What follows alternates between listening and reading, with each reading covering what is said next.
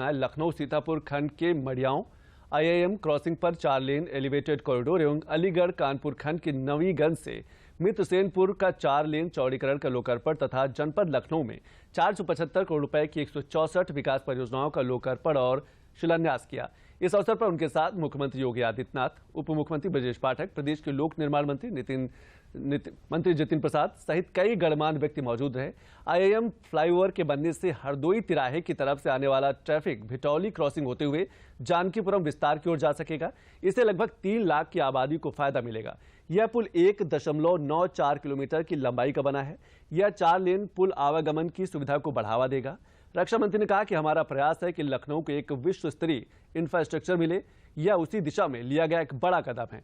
उन्होंने यह भी कहा कि उत्तर प्रदेश में जिस तेजी से काम हो रहा है, इंफ्रास्ट्रक्चर आ रहा है, उससे यूपी की अर्थव्यवस्था $1 ट्रिलियन होकर रहेगी। रक्षा मंत्री ने कहा कि 2013 और 2014 में जो भारत दुनिया में 11वें स्थान पर था, अब छलांग लगाकर 5वें नंबर पर आ गया है। वो लखनऊ वासियों को समर्पित किया जा रहा है और साथ ही बहुत सारी ऐसी योजनाएं हैं जिनका की लोकार्पण भी हुआ है और उनका शिलान्यास भी हुआ है। मित्रों, मैं कह सकता हूं कि लखनऊ समेत पूरे उत्तर प्रदेश का जो नया अध्याय लिखा जा रहा है, उसमें हमारे प्रधानमंत्री मोदी जी का विजन और हमारे उत्तर प्रदेश के यशस्वी मुख्यमंत्री श्री योगी आदित्यनाथ जी का मिशन, इन दोनों का एक भरपूर योगदान है। यह बात मैं विश्वास के साथ कह सकता हूं। इस अवसर पर मुख्यमंत्री योगी आदित्यनाथ ने कहा कि प्रधानमंत्री नरेंद्र मोदी का कहना है कि विकास का कोई विकल्प नहीं है। विकास ही देश और उत्तर प्रदेश के युवाओं को नई दिशा दे सकता है। उन्होंने कहा कि 2014 के पहले देश में किसान शोषण का शिकार थे, उन्हें उनकी उपज का दाम नहीं मिल पाता था। आज पारदर्शी व्यवस्था के कारण किसानों के जीवन में परिवर्तन आया है। मंडी की व्यवस्था में अमूलचूल बदलाव हुआ है। इससे किसानों की आय कई गुनी बढ़ी है। किसानों को उनका मुआवजा समय पर मिल पा रहा है। किसान पथ के निर्माण से लखनऊ वासियों के लिए आवागमन मार्ग सुगम हो जाएगा। जय जय श्री राम।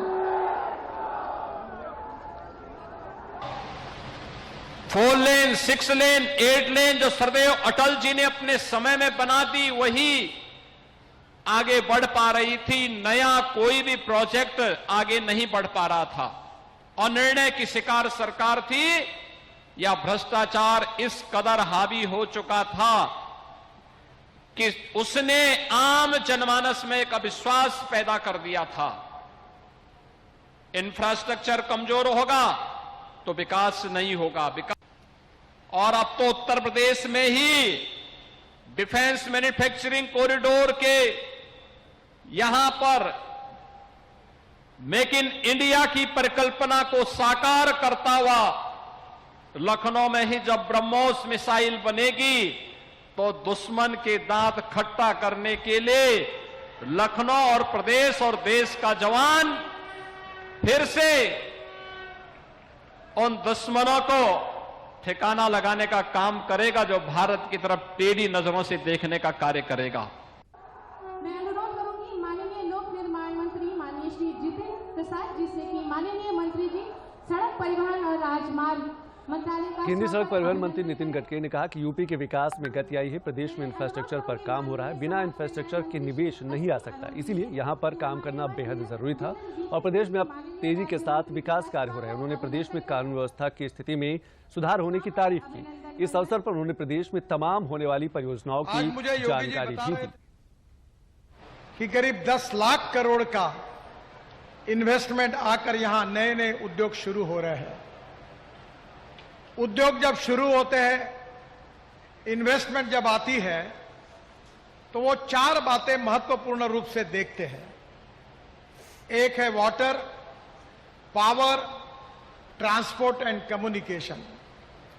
ये इंफ्रास्ट्रक्चर अगर अच्छा होगा तो उद्योग आएंगे, कैपिटल इन्वेस्टमेंट आएगी और उद्योग और इन्वेस्टमेंट आएगी तो रोजगार निर्माण होगा और रोजगार निर्माण होगा तो गरीबी दूर होगी, उत्तर प्रदेश सुखी, समृद्ध और संपन्न बनेगा।